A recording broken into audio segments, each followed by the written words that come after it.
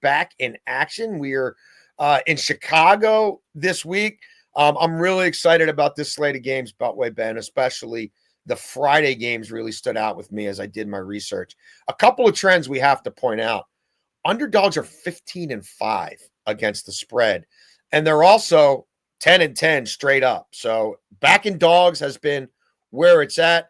The over-under trends not really as prevalent, but that 15-5 and 10 outright wins as a dog, certainly something I think you have to factor in to your handicapping of any PLL game at this time.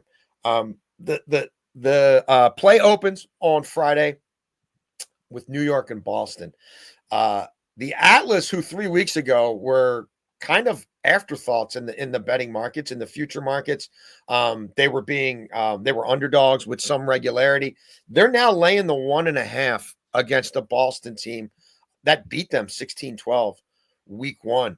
If you look at the money line here, like they're telling you, right? It's a coin flip, but you're going to give me basically 2 goals and I'm going to pay, 20 cents for it, 25 cents for it. That screamed out to me, Beltway Ben. Both these teams are 2-3 against the spread. They do lean to the over, right? They're over in 7 of their last 10 meetings, but that 25.5 was a big number for me. I'm looking at a Boston team that I think can regroup coming out of the All-Star break. I'm looking at a New York team that I think's been a little inflated by a couple of wins.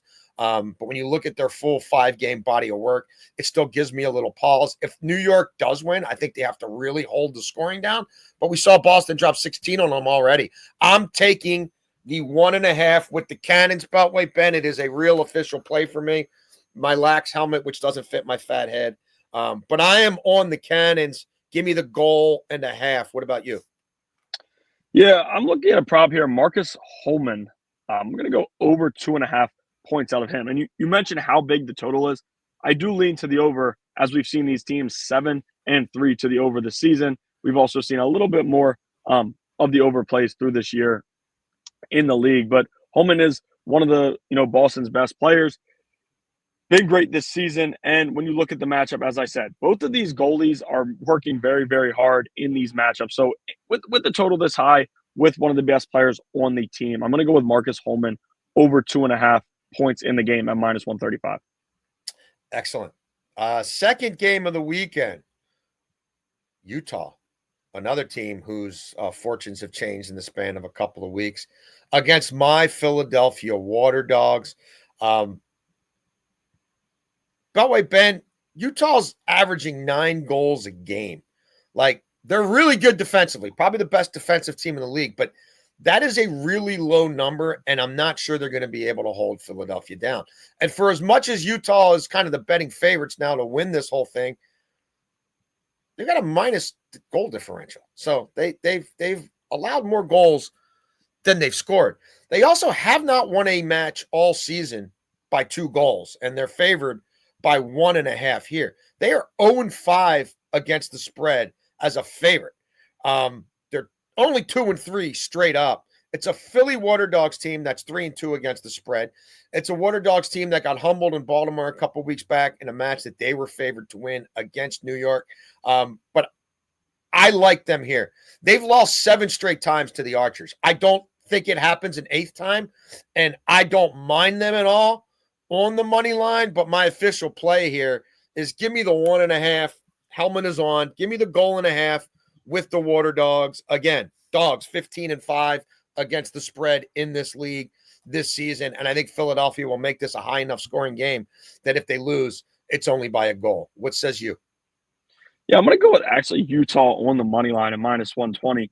And it's a very weird line just given, the direction both these teams are going in. But this season in the PLL, we have seen, coming off a loss, like Carolina right before the All-Star break, they felt like a free play to go against. And all of a sudden, they somehow pull off a miracle and beat one of the better teams in the league. Utah is 0-5 against the spread this season, so I'm not playing the spread. But they are coming off of 2 straight losses, while Philadelphia is coming off of a pretty tight win against California. This is a low total. We know how good Utah is defensively, 4-1 to the under this season. And between these two teams in these matchups, 7-0 straight up against Yep. Philadelphia since 2020. So I do like the Utah Archers just to win on the money line at minus 120. You can get it at minus 115 at FanDuel, minus 120 at DraftKings. Saturday, Carolina, who had the upset stunner of the season before we broke for the All-Star game, they were 2.5 goal dogs in some markets to Boston and beat them outright against California, who couldn't really take full advantage at all of the closest they're going to get to home field advantage as San Diego hosted games before the All-Star break. California won 16-10 earlier this year. But Carolina's keeper might be the best in the league. And this is a sport, if you're not that familiar with it, it's kind of like hockey, where you've got a hot goalie. A lot of other talent disadvantages can go out the window. I don't have a play on this game, Beltway Ben. I couldn't really get there on anything. Both these teams are 3-2 against the spread. They're both 3-2 to the over. California's won 7 of the last 11 meetings between them. They've covered 4 straight against Carolina. But Carolina, like, they might be a little spry now. And California is the better team, but I don't know that they're markedly better. I got nothing on this one. Oh, I'm strongly on California on the money line at minus 160. It's an official Okay. play for me. You see when they last matched up, as you said, 16-10 in that game. And I'm not buying Carolina. I get the big upset that they had against Boston as 2.5-point underdogs. And I was actually on the 2.5-point spread for Boston in that game. But it's all right. I do like California to win this game. They're 0-2 at homecoming, but I do think they're a better team than they showed, right? 2-1 heading into that weekend. And when you look at Carolina, as good as the goalie has been, some of that also plays to how bad that their defense is and how many shots they're allowing teams to get off. So I like California as an official play on the money line at minus 160. Very rare that you see this type of juice in the PLL. A lot of even matchups usually, but with this one, the odds are saying, California should bounce back, and I am buying that. Final game of the week, and I've got a lean here. We've got Denver against Maryland, Whip Snakes. This could go kind of either way, right? Like, they had the bye, and then it's the All-Star game. So they've had extreme rest here. It's a team that fell into a funk, not as good as at least through 5 weeks as some people thought they would be. I'm buying that they've recalibrated here, Beltway Ben, that they've gone back to the drawing board and that they're going to play better lacrosse from here on out. They did sweep Denver a year ago.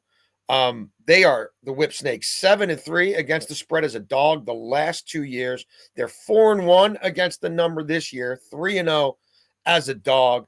And it's a Denver team that is 0-2 this season against the spread as a favorite. So I am taking the 1.5 goals for the Whip Snakes here as a lean. I haven't played it, but if I had to play this game, that's the play I would make. What are you on here, if anything, Ben? Yeah, this is also a lean for me, but I like the under 24.5. And I know trends point to an over here, right? 7-3, these teams are to the over. But when you have a goalie in Logan McNaney, when he took over, I've talked about him time and time again. We also have him to win Rookie of the Year. I just don't know how the Whip Snakes can get it going. But on the other hand, Denver's offense hasn't been great. And that's not what is leading them in these games. As I said, once McNaney took over, this team has won 3 straight games, and everything has changed for them. I think he's going to be good in the net. And I think Maryland can play good enough defensively to keep this game under that 24.5. So I like that at minus 110.